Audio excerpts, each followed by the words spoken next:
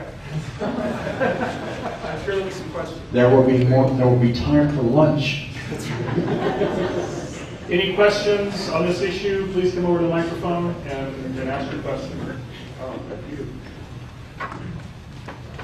Were Laman and Lemuel zapped with black skin or not?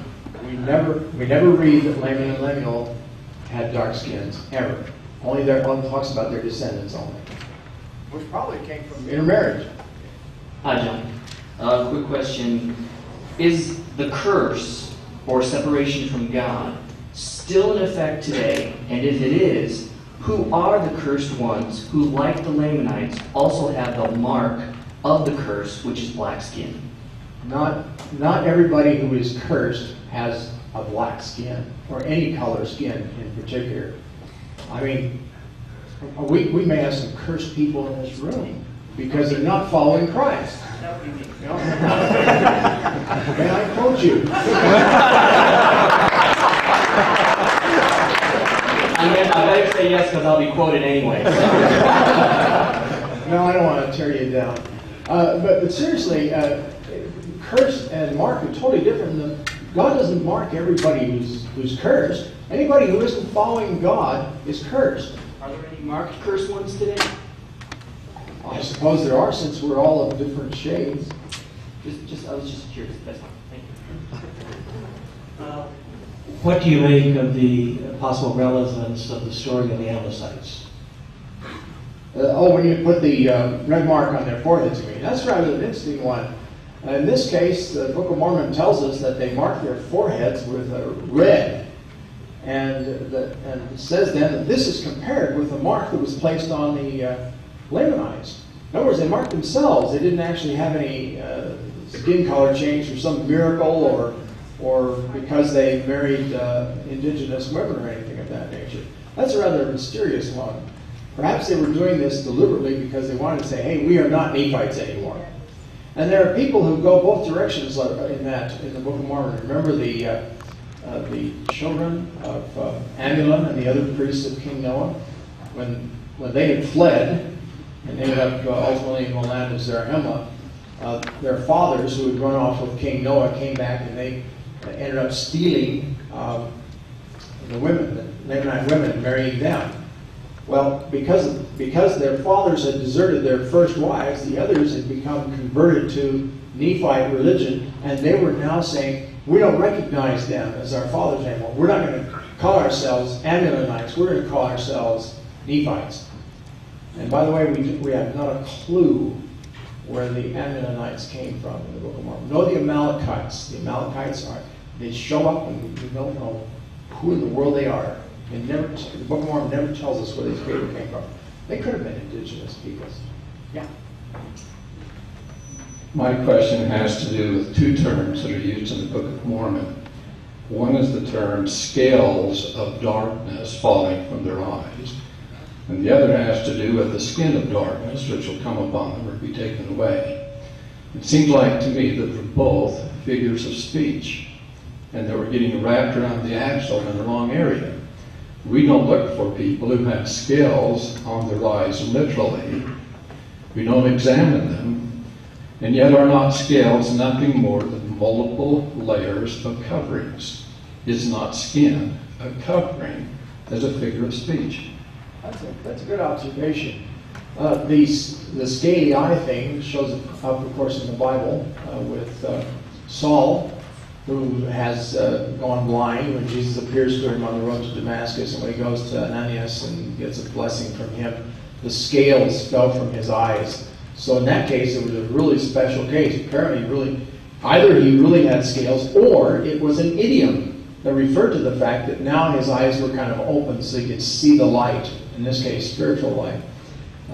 There's one other case like that in the Apocrypha in the Book of Tobit, but we don't need to go into all that detail. But I appreciate your observation.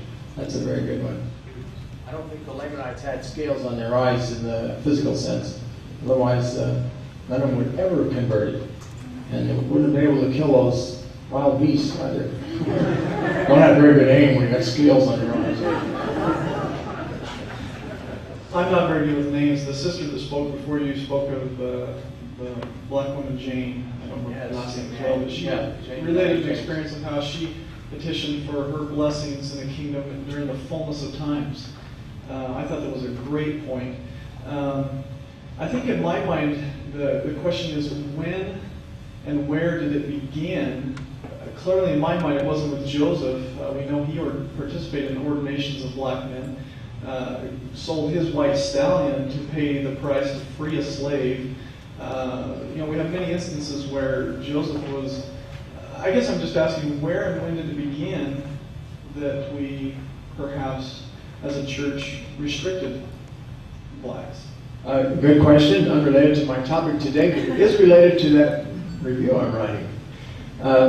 Actually, the concept of Cain having black descendants, and of one of those descendants marrying Ham, the son of Noah, to carry that black skin through the flood, was very prevalent in 19th century Protestant America.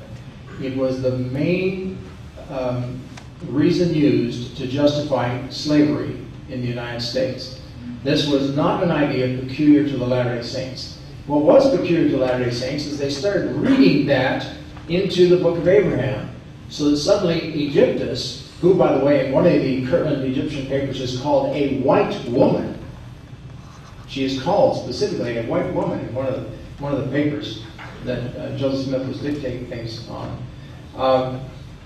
She then suddenly becomes a descendant of Cain. The Book of Abraham does not say anything about her being a descendant of Cain. It doesn't say anything about skin color. It doesn't say anything about anything except that she married Ham. And of course they had descendants. Now, the question then comes up about priesthood in the Book of Abraham. What is the real dispute going on here? It's between Abraham, who claims to have the patriarchal authority, and Pharaoh, who claims to have the patriarchal authority. Abraham through his ancestor Shem, Pharaoh through his ancestor Ham. By the way, the Egyptians were not black. Latter-day Saints are the only ones who seem to believe that today. The ancient Egyptians were not black, neither were the Canaanites. They were descendants of Ham, but they were not black. We know because we have wall paintings of them that the Egyptians have left us. So we know what they look like. The Nubians or Cushites were black, but the others were not. In any case, what I'm trying to say here is the question is one of patriarchal priesthood, not of priesthood in general. Abraham says at the end of chapter 1 that he has the records that prove that he has the right to that. And then he goes on in the next chapter and talks about how Pharaoh claimed that right. The same right, the right to patriarchal authority from Ham. So that was the dispute. It wasn't over whether the Egyptians could hold priesthood. It was over who was the rightful patriarch at the time. Anyways, I'll deal with that a lot more in my article.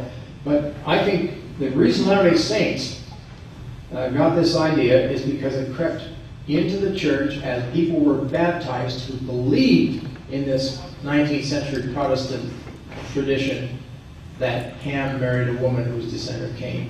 And so Latter-day Saints just automatically adopted it until it was contradicted. You remember when President President Hinckley, was interviewed by Mike Wallace on 60 Minutes? Wallace asked him, how was it that his predecessors could justify not giving the priesthood to black Americans, and that he was doing it today? President Hinckley said, because they interpreted it that way. And he stressed the word interpreted. To me, that said, they misinterpreted it. Anyways, my review will go into that in more detail.